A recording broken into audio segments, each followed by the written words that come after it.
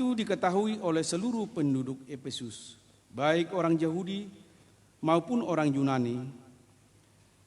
Maka ketakutanlah mereka semua dan makin masyhurlah nama Tuhan Yesus. Banyak di antara mereka yang telah menjadi percaya datang dan mengaku di muka umum bahwa mereka pernah turut melakukan perbuatan-perbuatan seperti itu. Banyak juga di antara mereka yang pernah melakukan sihir, mengumpulkan kitab-kitabnya, lalu membakarnya di depan mata semua orang. Nilai kitab-kitab itu ditaksir 50.000 uang perak. Dengan jalan ini makin tersiarlah firman Tuhan dan makin berkuasa. Demikian firman Tuhan. Berbahagialah orang yang mendengarkan firman Tuhan dan yang memeliharanya. Amin. Kita bernyanyi.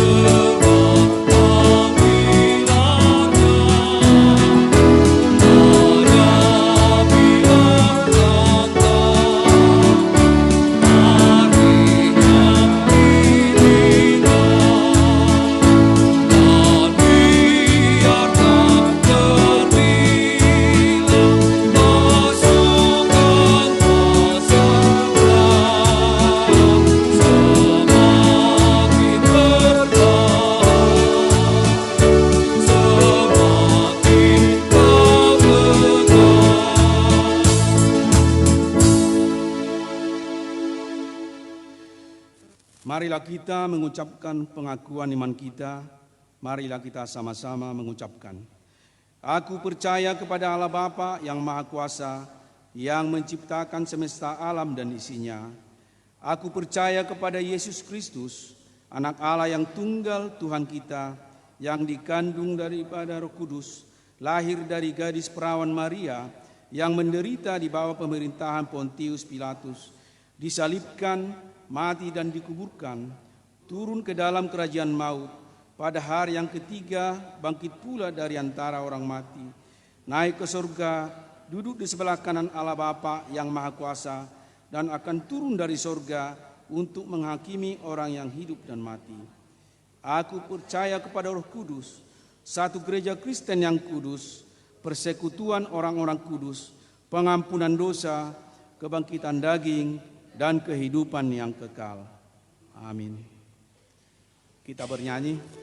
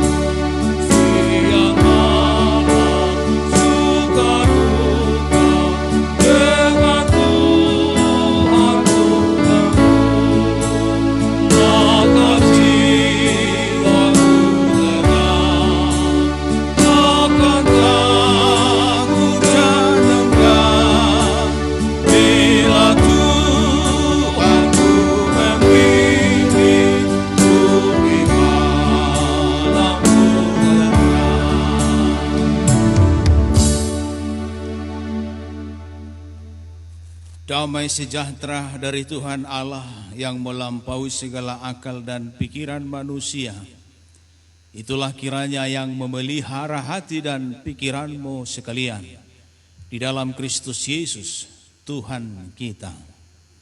Amin. Bapak, Ibu, saudara-saudari yang dikasihi Tuhan Yesus Kristus, mari kita menerima berkat Tuhan lewat firman-Nya yang tertulis di dalam kitab Ulangan pasal yang ke ayat 9 sampai dengan ayat 14. Saya bacakan untuk kita semua. Inilah firman Tuhan. Apabila engkau sudah masuk ke negeri yang diberikan kepadamu oleh Tuhan Allahmu, maka janganlah engkau belajar berlaku sesuai dengan bangsa-bangsa itu. Di antaramu janganlah didapat seorang pun yang mempersembahkan anaknya laki-laki atau anaknya perempuan sebagai korban dalam api, ataupun seorang yang menjadi petedung, seorang penelaah, seorang penyihir, seorang pemantera, ataupun seorang yang bertanya kepada arwah atau kepada roh peramal, atau yang meminta petunjuk kepada orang-orang mati. Sebab setiap orang yang melakukan hal-hal ini adalah kekejian bagi Tuhan. Dan oleh karena kekejian inilah Tuhan Allahmu menghalau mereka dari hadapanmu. Haruslah engkau hidup dengan tidak bercela di hadapan Tuhan Allahmu, sebab bangsa-bangsa yang daerahnya akan kau duduki ini mendengarkan kepada peramal atau petedung. Tetapi engkau ini tidak diizinkan Tuhan Allahmu melakukan yang demikian. Demikian firman Tuhan, kita bernyanyi. Firman-Mu berkah-Nya bagi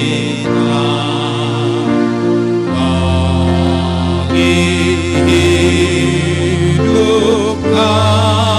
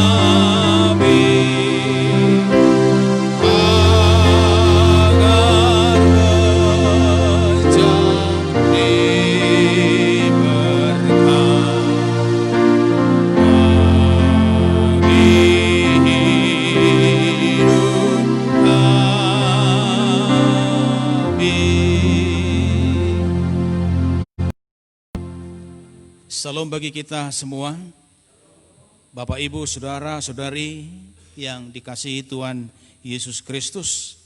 Kita memasuki minggu ke-12 setelah Trinitatis, dan minggu terakhir di bulan Agustus ini, tanggal 30 Agustus 2020. Dan tema kita menang atas kuasa kegelapan. Monang maralohon hagulapon. Menang atas kuasa kegelapan. Kegelapan yang dimaksudkan di sini adalah dunia okultisme yang menyembah ilah-ilah, percaya kepada dunia ini Dan kita diajak untuk tetap berpegang teguh kepada iman yang telah Tuhan berikan buat kita. Memang pada minggu yang lalu firman Tuhan mengingatkan kita bahwa tubuh kita ini adalah milik Tuhan dan bait Roh Kudus. Tentu sekali harus kita pakai untuk kemuliaan nama Tuhan. Dan sekarang kita diajak untuk mempergunakan roh yang ada pada kita. Karena di dalam kita ada tubuh dan roh dan jiwa. Roh, manusia rohani kita, diingatkan oleh Tuhan supaya kita mempergunakan itu hanya untuk kemuliaan Tuhan.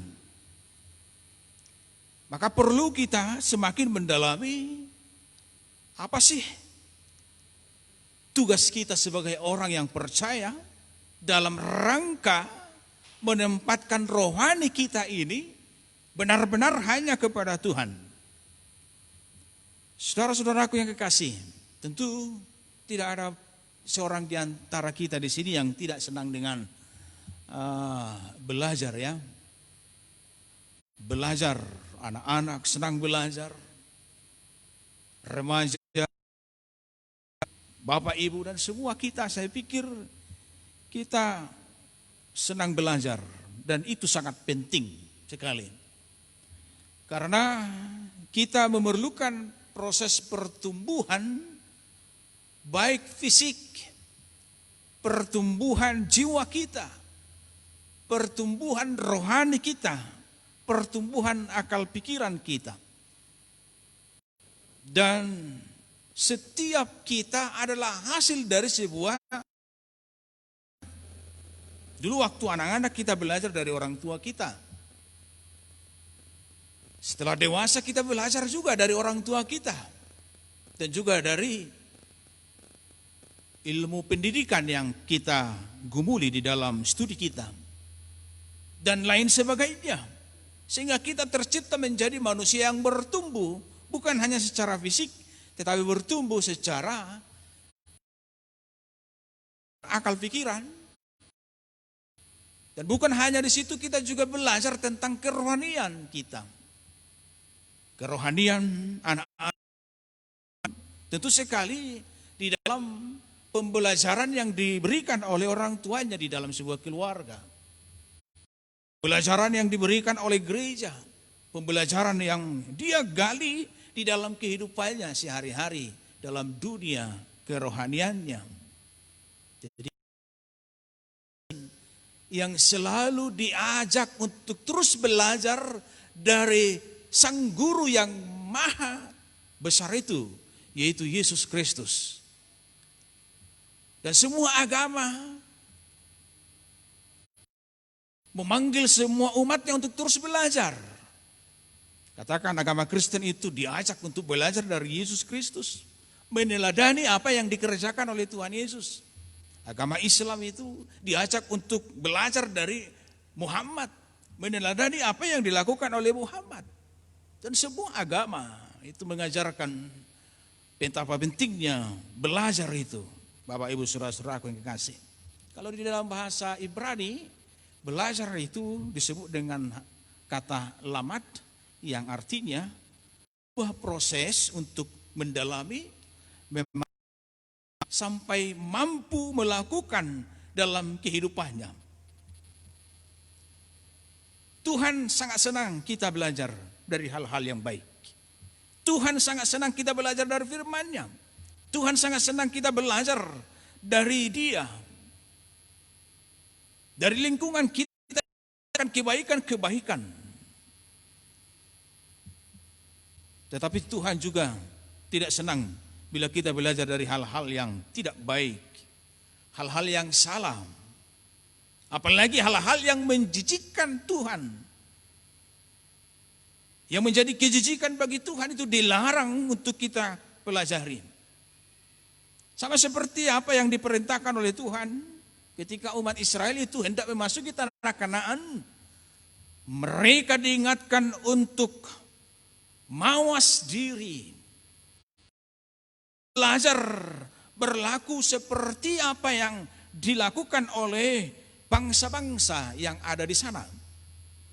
Itu makanya di dalam ayat 9 dikatakan di sini, Bapak Ibu Saudara-saudaraku yang kasih, apabila engkau sudah masuk ke negeri yang diberikan kepadamu oleh Tuhan Allahmu, maka janganlah engkau belajar berlaku sesuai dengan kekejian yang dilakukan bangsa-bangsa itu. Bangsa-bangsa itu yang dimaksudkan adalah bangsa Kanaan yang ada di sana. Mereka tidak boleh belajar berlaku seperti kerohanian dari bangsa Kanaan yang ada di sana. Rupanya persoalan yang paling terberat dihadapi oleh umat Israel ketika hendak memasuki tanah Kanaan bukanlah masalah untuk mengalahkan bangsa itu. Bukanlah masalah bagaimana memperbaiki kehidupan mereka yang sudah hancur ketika mereka terbuang di Mesir. Tetapi masalah besar yang tersulit adalah jangan mereka belajar berlaku seperti apa yang diimani oleh bangsa-bangsa Kanaan pada waktu itu. Jangan terikut-ikut. Jangan seperti mereka.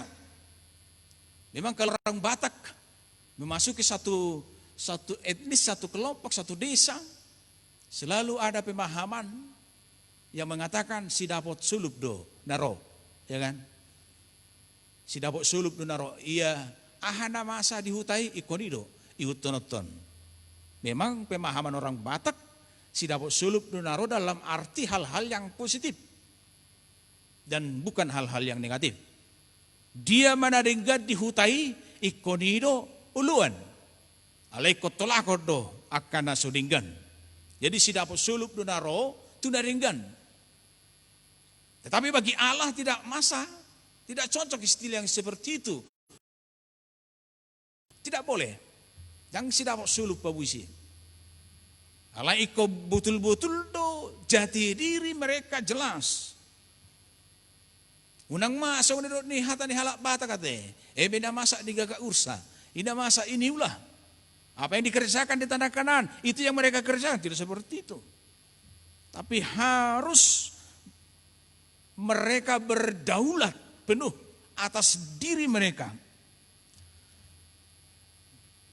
Jala dohorot tama tu hapor syauta di bagasat kita harus kita katakan gue beda. Saya beda dengan dunia ini. Saya tidak sama dengan dunia ini. Saya berbeda dengan dunia ini. Saya berdaulat atas rohani saya. Saya berdaulat atas diri saya. Tidak boleh diganggu oleh apa yang terjadi di dalam kehidupan ini. Kita bersyukur bahwa Tuhan telah membebaskan kita dari dosa dan kematian. Dan kita telah dipanggil menjadi anak-anaknya. Yang dahulu kita berada di dalam kegelapan, tapi lewat darah Yesus Kristus kita telah diangkat menjadi anak-anaknya dan hidup di dalam terang dengan iman yang diberikan Yesus Kristus kepada kita. Jadi kita pakai pakaian iman ini bukan hanya untuk daya tarik kepada orang lain, tetapi supaya karena kita memahami bahwa dengan iman itu kita nyaman, kita berbahagia, kita selamat. Maka tidak boleh kita melepaskan pakaian iman ini hanya karena apa yang terjadi di dalam dunia ini. Karena Tuhan telah memperkenankan tubuhnya menjadi milik kita. Tuhan telah menyerahkan rohnya, roh kudus itu di dalam diri kita. Sehingga kita tidak sama lagi dengan dunia ini. Si Paulus mendokon unang ma sarobang hamu dohot portibion. Di mana. Jadi kita harus menang. Kita yakin memang banyak godaan-godaan yang mengguncang iman kita. Tetapi dalam konteks itulah kita harus memenangkan godaan-godaan itu. Dan kita tidak boleh terkecoh dengan begitu lihainya roh-roh jahat atau iblis untuk mencoba menghancurkan iman kita. Kita harus menang melawan roh-roh kegelapan itu. Dan ayat 12, 3 kali dicatat di sana tentang kata kekejian. Kekejian. Itu dari bahasa Ibrani, sigut, yang artinya dan menjijikkan. Menjijikkan. Ini berhubungan dengan berhala. Berhala. Jadi ibarat orang yang berselingkuh. Ya, ini selingkuh rohani.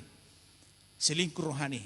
Jika kita orang yang percaya kepada Yesus Kristus, percaya lagi kepada itu namanya berselingkuh. Selingkuh rohani. Minggu kemarin selingkuh tubuh, ya. Percabulan. Itu sangat menjijikkan di hadapan Tuhan. Coba bayangkan seorang suami dalam keluarga berselingkuh dengan perempuan lain. Pasti istrinya akan jijik melihatnya. Pasti itu. Menjijikkan. Itu kekejian. Jadi sama dengan itulah perselingkuhan rohani. Jika orang-orang yang percaya kepada Yesus Kristus masih mengandalkan roh-roh dunia ini, iblis dan lain sebagainya, dunia kegelapan itu, masih percaya ke sana, itu adalah kekejian bagi Allah dan sangat menjijikkan di hadapan Dia. Hukum Taurat yang dikatakan di sana, akulah Tuhan Allahmu, seru Tuhan kita, tidak boleh ada Allah lain kecuali aku.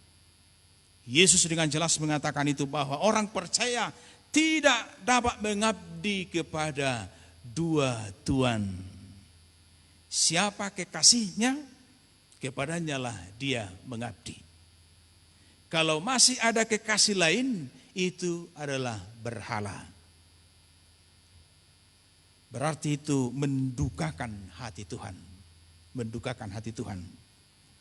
Dalam nats ini Bapak Ibu Saudara-saudaraku kekasih, berbagai kegiatan okultisme, kegelapan yang umum dipakai dalam agama bangsa-bangsa Kanaan pada waktu itu, yang merupakan kekejian bagi Tuhan dan dilarang oleh Tuhan untuk dipelajari dan dilakukan oleh umat Israel pada waktu itu.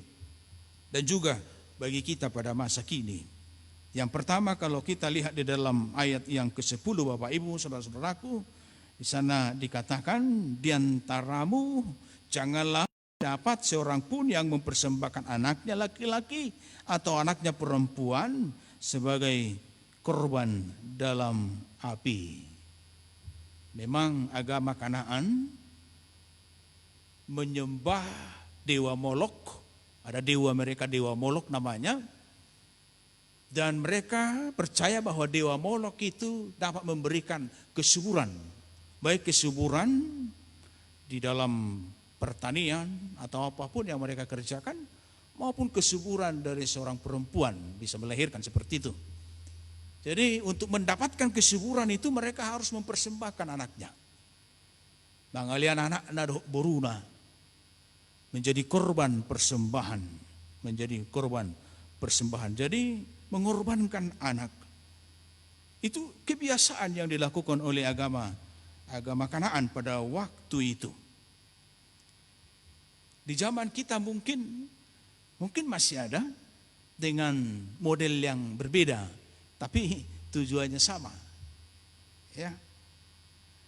Mungkin kita pernah mendengar sebuah desa digegerkan karena seorang bapak mengorbankan anaknya hanya untuk kekebalan tubuh, ilmu kekebalan tubuh.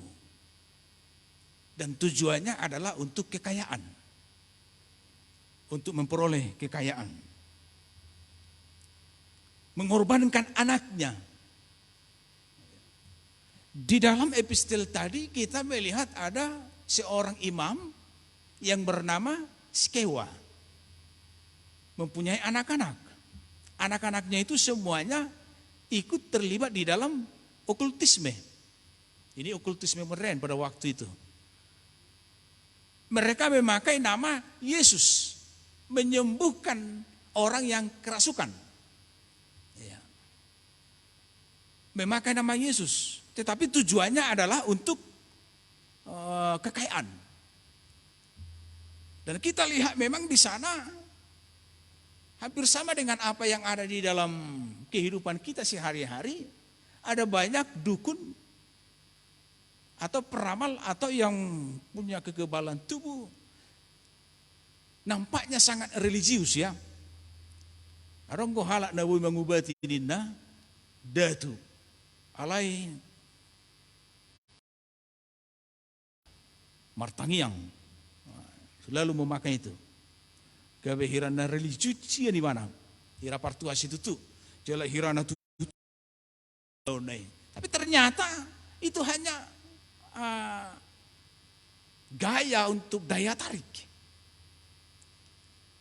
Sama seperti apa yang dialami oleh anak-anak Sikewa itu, ya mereka melakukan itu dengan tidak beriman sebenarnya kepada Yesus. Tidak beriman. Jadi anak-anaknya itu dikorbankan. Dan imam ini tidak tegas kepada anaknya yang melakukan praktek okultisme yang seperti itu. Oke, di kalangan kita orang Batak juga, tanpa kita sadari, ada banyak orang tua Batak yang mengorbankan anaknya untuk hal-hal yang okultisme. Artinya membawa anaknya untuk percaya kepada okultisme, roh-roh kegelapan itu. Saya rong dope akanatoras, molo sorang geleng na. Saya dibaik golang tutangan di geleng. Bonang menalu na berwarna tuluyete. Na birong narara na botar. Bonang menalu. Maksudnya perjaga may. Asa selamat-selamat di mana. Ini kan dunia okultisme yang sebenarnya. Di mana orang tuanya telah mengajak anaknya, mengorbankan anaknya untuk hal-hal magij. Ya. Ada orang tua, ya tanpa kita sadari, dan ini selalu jika kita berziarah ke kuburan, bawa anak-anak semuanya, banyak bawa keluarga. Di sana berdoa kepada opungnya, sumangot di opung, roro hamil wang di sana kapaparamu, mangido tuho. Mungkin ada orang mana mangido rokat itu dia deh, mangido perkara itu. Seorang akadadanak, dohlan nasing. Tanpa kita sadari kita telah mengorbankan anak kita dalam pemahaman okultisme, kegelapan itu. Dan masih banyak lagi. Sama seperti apa yang dilakukan oleh agama Kanaan. Cuma modelnya yang berbeda.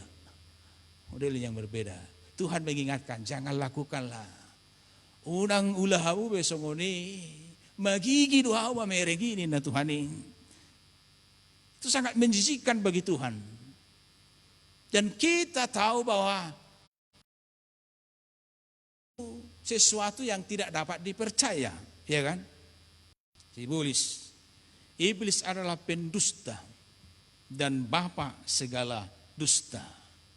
Yohanes 8 ayat 44. Pergabus deh. Jadi unang ngolo hita digabusi si iblis. Iranabui mana mangalia surya hana dibagai sarohat tahun. Tidak akan sanggup.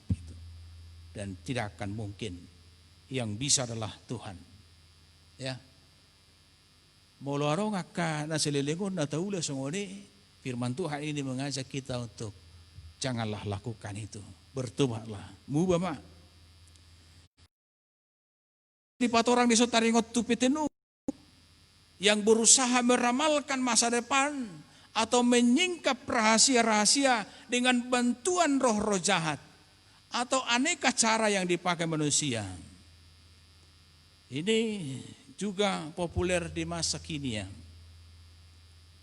Ada program di komputer yang bisa meramal hidup seseorang. Jadi ada banyak orang yang memakai itu. Yang di komputer itu dia baca itu. Ada juga program televisi ya. Yang ditonton oleh kita atau anak-anak kita. Yang meramalkan masa depan. Yang meramalkan.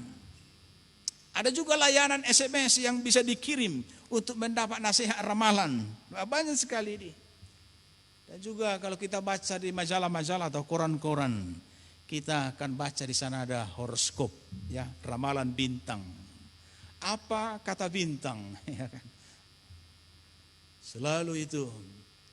Saya nengok do petiki sekolah iba di Baligi. Mula maca koran, migor horoskop do binereng. Horoskop baru jinahaman si keuangan Anda mantap, ini kan. Diramal. Horoskop ini menjijikan bagi Tuhan. Artinya orang yang gemar terhadap ramalan itu berarti dia yang meletakkan hidupnya kepada porsi atau ramalan ini. Padahal yang mampu meraki kehidupan kita hanya satu, yaitu Tuhan. Yang mampu, dan ramalannya adalah pasti dan tidak akan pernah. Jadi kalau kita meletakkan hidup kita kepada Tuhan dan diatur oleh Tuhan, karena ramalan kita jelas di hadapan Dia. Ramalan kehidupan kita, Dia yang mendesain kehidupan kita, apa dan seperti apa kita. Jadi bukan manusia, bukan peramal, bukan petenung. Itu yang dilarang oleh Tuhan. Atau katakan, ada dari antara kita yang percaya kepada penelaah, ya, penelaah. Katakan seseorang yang kehilangan barang, atau kebongkaran rumah, atau kebongkaran tempat kerja, diambil semua barang-barangnya. Maka untuk menemukan itu dia pergi kepada penelaah di Sukuma nama Aluati. Nah mampu melihat ke masa lalu. Saya kira CCTV na berjalan penelaah. Katanya dia karongan na kiatu sinina di wak mabaskom. Diisi marohot aik na tiyo, baru dibulang peramalo matuaiki, penelaau tuaiki, dibereng ba si gabernijol manina. Jadi didok matu nama gua nih, dang dawi siak kamu. Ditadahoroi, jala ditadai mana roho, itu nama buati, ya na. Siap tonga-tonga. Jelas manang nasu jelasi basong ini mapadok dati. Ujung na baru mana baguano natong alas itu Tuhan isi halak nga. Babulak matu jabu, suri majol mai curigai. Icurigai ma istrina, icurigai suamina, icurigai anak kona, icurigai tetanggana, icurigai suri akan nazonok tibana. Alai padok ni penelahasin akina ni. Anong gusto niya dem? Alau mau tu kujuna malo so mengenai si nama buatin balau mana? Ya ini juga menjijikkan. Ya memang hal-hal yang sepele, tetapi ini sudah menjijikkan di hadapan Tuhan. Di hadapan Tuhan. Ada juga penyihir aten. Nggak boleh mengubah, katakan mengubah uang, mengubah daun menjadi uang. Ya mungkin di berita 2 minggu nasalpo, ya, arok sahala penyihir na digebukin oleh massa. Persoalan layo mana tu pasar manuhor spray, hargana 250.000 rupiah. Jadi ditawar penyihir Roma, dan boi 200, boi do dina penjualan, itu horma. Ilia mah hebengo 200.000. Tung dituhor dibuan sprayon, tak pigaran, migor berubah, hepengi gabe daun. Migor margati hepengi gabe daun. Tu aslina, mulak tu aslina. Wah, migor Roma, pajuali, doh majuah karungan na. Anga, hona tipio na, dikejar ma. Dapat ma penyihiron. Ibal bali ma isi. Ibal bali. Ya memang ada ilmu yang seperti itu kan. Ada ilmu. Nagudang mengubah daun-daun harotas, kamedia na asing, nagabe hepeng, gabuwi dipakai. Tapi pas satu kidat dong. Tak siya dililing ni gor, habo tu adot tong, gabus dai. Ai pedek do Pak ni gabus ini deh. Dakia gajangi. Pedek do Pak ni gabus. Jadi jangan percaya kepada hal-hal yang seperti itu. Dan jangan ikuti-ikuti hal-hal yang seperti itu. Di ayat 11 juga ada banyak dicatat di sini seorang pemantra. Mantra yang melalui kalimat-kalimat yang bisa diucapkan. Memakai tongkat atau memakai hal-hal yang lain. Ya tanpa kita sadari mungkin ada hobi di sini menonton Harry Potter ya, film Harry Potter itu yang memakai sapu dan tongkat bisa terbang kan? Bisa terbang. Ada mantra-mantranya itu. Ada mantra-mantranya. Ada seorang bapak melihat cucunya yang umur 7 tahun bermain-main dengan itu. Bermain-main dengan itu. Dia ambil sapu, dia ambil tongkat, dia baca mantra-mantranya, dia bermain-main. Artinya anak cucunya ini sudah masuk kepada okultisme yang seperti itu. Jadi tanpa disadari memang itu gaya iblis yang baru yang bisa merusak orang-orang. Tanpa kita sadari. Mungkin ada orang bilang, itu kan biasa. Itu kan kecil, gak apa-apa itu. Katanya. Tapi dia katakan seperti ini. Jika ada ular yang kecil masuk ke dalam kamar anakmu, apakah kamu akan membiarkan itu ular itu? Kalau saya tidak, saya akan matikan itu ular itu. Karena saya biarkan itu ular itu nanti akan menjadi besar. Dan ular itu sendirilah nanti yang memangsa anakku itu dan menjadi mati. Hal-hal yang kecil yang tadi jangan biarkan itu berkembang di dalam pikiranmu. Jangan tiru walaupun itu hal-hal yang biasa. Tetapi hal yang kecil itu akan berkembang menjadi besar. Dan itulah yang membuat karakter seseorang menjadi rusak. Seperti itu. Jadi jangan asal menonton apa yang mau ditonton ya. Ada film-film yang tidak bagus sekarang ini yang ditawarkan oleh dunia ini. Itu caranya untuk merusak moral kita. Dan mungkin hal-hal yang meminta petunjuk atau berkat dari orang-orang mati. Odora mungkin nagudang dihita te. Niyan nang urok ko nakisera di gijang taringot tuaka na mangidu tuaka na mati ona te. Makatay do tuaka na mati. Sa situ nga dang buhay behita ka na manguluon, makatay itu na mati. Alkitab jelas mencatat itu bahwa orang mati tidak bisa lagi berhubungan dengan orang hidup dan sebaliknya. Seperti itu. Jadi jelas. Jadi jangan dunia okultisme. Ya, tapi kita seakan-akan bermain-main di sana. Katakan seperti ini. Ada seorang yang meninggal, orang tua, katakan opungnya atau orang tuanya. Biasa ada acara keluarga. Setelah selesai mopo, ada acara keluarga. Ya di acara keluarga ini coba dulu Anda lihat. Semua anak-anaknya itu makata itu bapak namate. Itu namate. Bapak minta maaf mau udah selilingon. Dia kahurang aku, dia kesalah aku. Unang besay pa ingot-ingot be, hindi kan.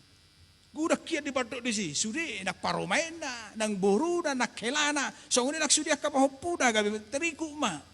Opung maafkan aku pung ya. Maafkan aku pung ya. Padahal sudah mati. Ini kan kesalahan yang fatal. Alay mo lo didok ko niyan no kan. Ulo do apa tiba-tiba toko panditainya do.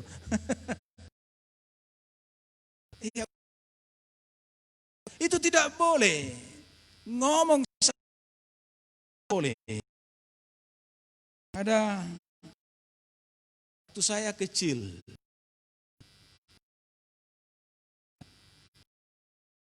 Pak barita nauli saya rong lupe naloho tapung naung mati. Mangliam mangan jadi dipotong ma lomok-lomok sedua. Dipotong ma bidua. Jadi selesai dihidangkan.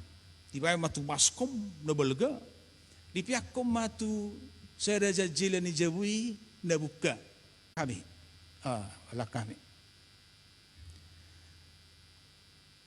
Dan dang siya tu akal betul tikini alai dong dewasa binoto ma memang nai dioto dua pita teh hai memang ngali dotong ini simangkanoni enggak di jonok tu jela na buka tole mesti ngali ni hari di borong ini so ngali simangkanoni wah memang tukpe tidak ada Yesus jala lambangat tu siwa hau to dua pe naro haro mau mai naro ama saya orang berong masuk ini naro aku jadi orang udah ngarung bisa sitonga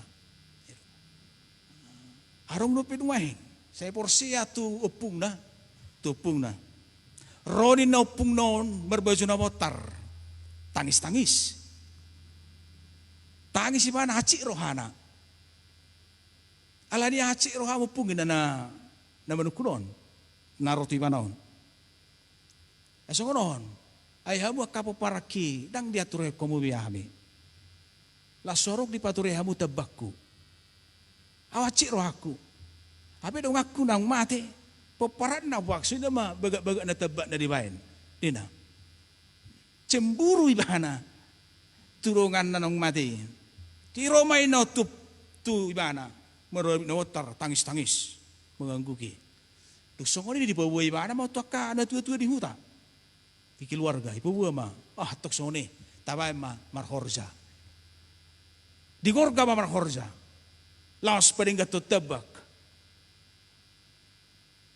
gawe marhorja ma iparing matebak dai aku saya berpikir sedia bal gadon naik tangis ni upung nete nero aku waduh ilunan wae ayo dong dope kecemburuan dia kena mati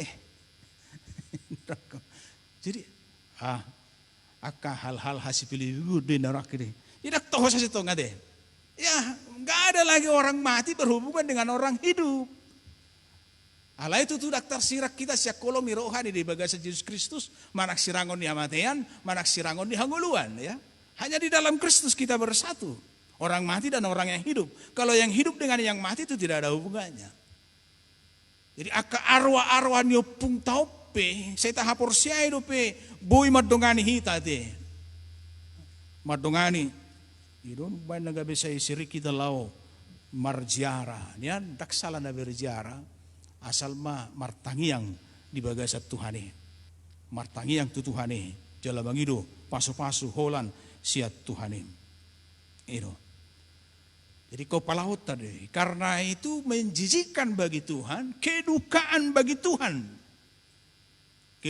Tuhan munak tacapratong partuhano tu Tuhan partuhano tu wigu ate dang boy gabungone itu awa karongan imana di paingot asa tapa siding tapa holang siat dirita kegiatan okultisme ini haruslah dijauhi dan dilawan ditolak tidak dibiarkan merasuki kehidupan kepercayaan kita kepada Tuhan. Bagaimana caranya menolak? Dikatakan di dalam ayat 13, Bapak Ibu, saudara-saudaraku. Haruslah engkau hidup dengan tidak bercela di hadapan Tuhan Allahmu. Haruslah engkau hidup tidak bercela di hadapan Tuhan Allahmu. Jika kita ingin bahagia, hiduplah dengan benar di hadapan Allah. Itu yang dikatakan Pemazmur 119 ayat 1. Berbahagialah orang yang hidupnya tidak bercela, yang hidup menurut Taurat Tuhan. Hidup dalam kesalehan adalah kehendak Tuhan bagi setiap orang yang percaya. Hidup tidak bercela bukan berarti tidak pernah berbuat kesalahan dalam hidupnya. Tetapi hidup yang senantiasa mau dikoreksi, mau diperbaiki oleh Tuhan, mau dibereskan oleh Tuhan. Jika kita perlu dibereskan oleh Tuhan, maka kita harus rela memberikan hati kita ini untuk diperbaiki oleh Dia, supaya kita hidup tak bercela di hadapan Tuhan. Kita sudah menerima Roh Kudus, dan Roh Kudus itu diam di dalam diri kita, dan Dia menghasilkan buah-buah roh. Buah-buah roh. Galatia 5 ayat 22. Kasih, sukacita, damai sejahtera, kemurahan, kesabaran, kebaikan, kesetiaan, kelemah lembutan, dan penguasaan diri. Itu yang harus kita hidupi dalam kehidupan kita. Jadi hidup kita tidak boleh hidup di dalam hal yang menjijikkan Tuhan. Asa unang martihas mulut tau di hadapan. Buat cara manusia seorang martihas, teruslah belajar akan firman Tuhan. Marsiajar ma sian hatani di Batam. Itu kebahagiaan kita. Berbahagialah orang yang mendengarkan firman Tuhan dan yang melakukannya. Firman Tuhanlah kunci untuk menang atas segala roh-roh kegelapan ini. Dan menjadi patron bagi kita untuk boleh hidup di dalam kehendak Tuhan. Yakobus 4 ayat 7 mengatakan, karena itu tunduklah kepada Allah dan lawanlah iblis, maka ia akan lari daripadamu. Tunduk kepada Allah itu berarti belajar akan firman Tuhan. Belajar akan firman Tuhan. Itu cara kita untuk melawan iblis. Dan yang terakhir cara kita untuk boleh melawan segala roh-roh jahat ini ialah mengenakan perlengkapan senjata-senjata Allah yang telah Dia berikan kepada kita. Karena kita tidak berperang melawan badan, ya, bukan berperang melawan daging, tetapi kita berperang melawan roh-roh di udara, melawan okultisme ini. Maka diperlukan senjata. Senjata yang kita pakai adalah senjata yang telah diberikan oleh Allah kepada kita. Itu tercatat di dalam Efesus 6 ayat 11. Ada senjata yang diberikan oleh Tuhan bagi kita, yaitu ketopong keselamatan, perisai iman, ikat pinggang kebenaran, kasut kerelaan, pedang, dan baju jirah keadilan. Itu yang harus kita pakai terus untuk melawan roh-roh okultisme ini yang mencoba menggerogoti iman kita. Maka dengan cara yang seperti itu kita mampu memenangkan segala peperangan ini dalam kehidupan kita, Bapak Ibu Saudara-saudaraku. Kita bisa mengalahkan segala roh-roh jahat dan kita tetap setia di dalam iman kita kepada Tuhan. Itu yang diharapkan oleh Tuhan dari kita. Kiranya firman Tuhan ini menjadi kekuatan bagi kita untuk melawan segala roh-roh jahat itu. Amin. Kita bernyanyi.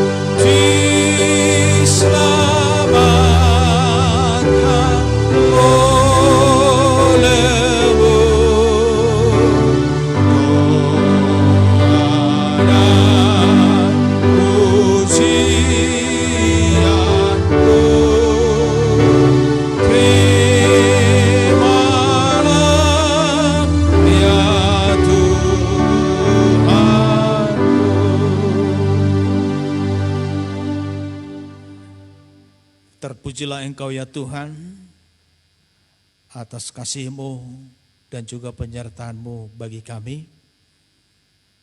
Tuhan masih memberikan waktu yang berharga ini untuk boleh bersekutu dengan Engkau. Terima kasih atas firman-Mu yang telah Engkau sampaikan buat kami, di mana kami diingatkan untuk terus belajar dari kebenaran akan firman Tuhan. Kami boleh melawan roh-roh jahat yang ada di dalam dunia ini, dan kami boleh hidup di dalam kebenaran iman yang telah Engkau berikan. Ada banyak godaan, cobaan yang mencoba merusak iman kami, di dalam segala perjalanan hidup kami hari ini dan mungkin untuk hari-hari yang akan datang. Tetapi lewat Roh Kudus-Mu kami dimampukan untuk memenangkan segala perlawanan kami atas kuasa kegelapan yang ada di dalam dunia ini. Sehingga kami tidak belajar dari mereka dan tidak terikut-ikut dengan mereka, tetapi kami boleh tampil di dalam keberimanan kami yang teguh kepadamu. Ajar kami Tuhan untuk terus mempercayakan diri kami ke dalam kuasa-Mu. Dan kami boleh menerima berkat-Mu dalam kehidupan kami. Jagai dan lindungilah kami semuanya, seluruh umat-Mu dimanapun mereka berada. Biarlah Roh Kudus-Mu lah yang mengawal hidup kami. Sehingga segala mara bahaya, godaan orang-orang jahat, dan godaan iblis, serta sakit penyakit menjauh dari kami. Dan kami terus hidup di dalam keselamatan, damai sejahtera, dan sukacita yang daripada Tuhan. Kami serahkan hidup kami ke dalam tangan kuasa-Mu. Terimalah doa kami yang kami alaskan hanya di dalam nama anak-Mu Yesus Kristus, Tuhan dan Juru Selamat kami yang agung. Amin.